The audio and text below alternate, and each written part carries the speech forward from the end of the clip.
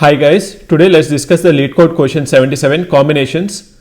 Given two integers n and k, return all possible combinations of k numbers chosen from the range 1 to n. You may return the answer in any order.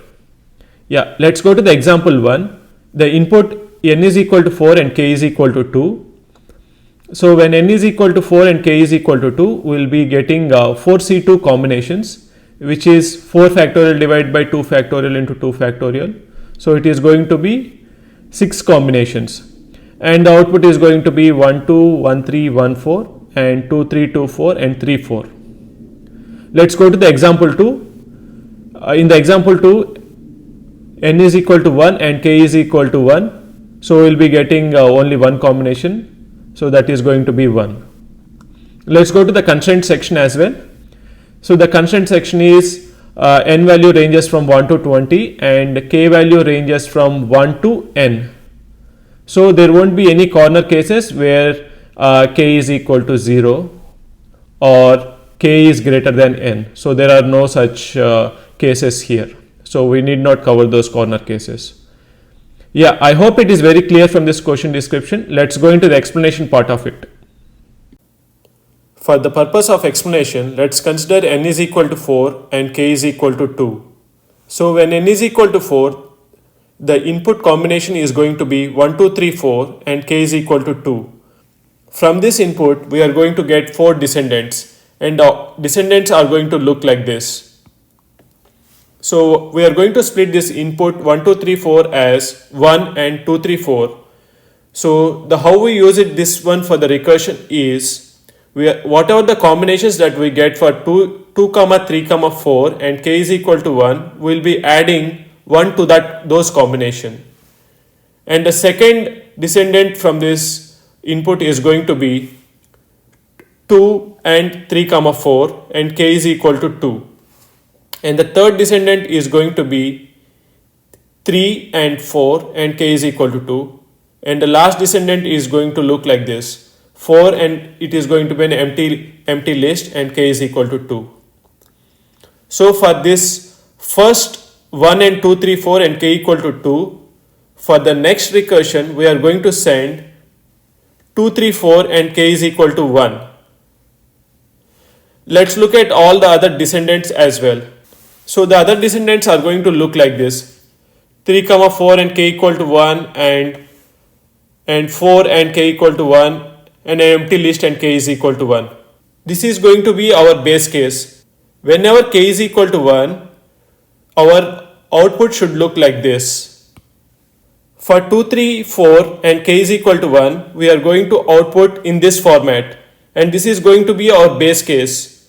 We are going to output a list of 2, 3 and 4. For the other descendant, we are going to return something like this. 3 and 4, and for the other descendant we are going to return 4, and for the last descendant we are going to return an empty list. So now the control actually flows to the previous step. So we are going to append 1 to the below obtained result, then we are going to arrive at 1, 2, 1, 3 and 1, 4. In the similar way, we are going to arrive at 2, 3 and 2, 4 by appending 2 to the 3, 4 obtained from the below list. Then we are going to get 3, 4 by appending 3 to 4. And the last one is going to be an empty list because we did not get any combinations from the below one. So it is going to be an empty list. Finally, we are going to add all these things into a list and we are going to return this list, and this is going to be our output. I hope it is very clear from this explanation. Let's quickly code this up. Let's create a helper function. So the helper function is going to be helper and it requires 2 arguments.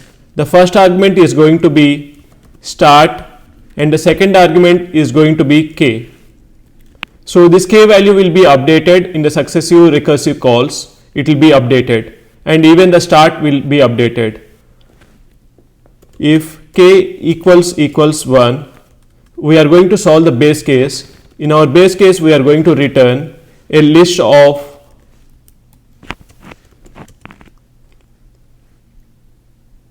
for I in range of start to n plus 1, and we are going to return a list of i's, and else if k is not equal to 1, we are going to iterate from for I in range of start to n plus 1, and let's create an empty list so that we'll be returning this result at each recursive call, and let's call the recursive function. So the recursive function is going to be helper, and we are going to call it on I plus 1 comma k minus 1. So we are going to decrement k at each recursive call, and finally the k value will be reaching the base case of k equal to 1, and will be returning from that recursive call. So this is going to be our partial result, and we are going to create a new list with all these combinations. So it is going to be result plus, it is going to be I, we are appending I to all the combinations. So it is going to be I plus partial for partial in partial result. So for all the combinations we are appending 1 to that combination. So we are appending I to that combination, and finally we are going to return the list that we are creating. So which means that it is the combinations that we are creating. So finally we are going to return this helper of, so our start initially is going to be 1, and k is going to be k. I hope we are done. Let's quickly run the code. Yeah, it is accepted. Let's quickly submit it as well.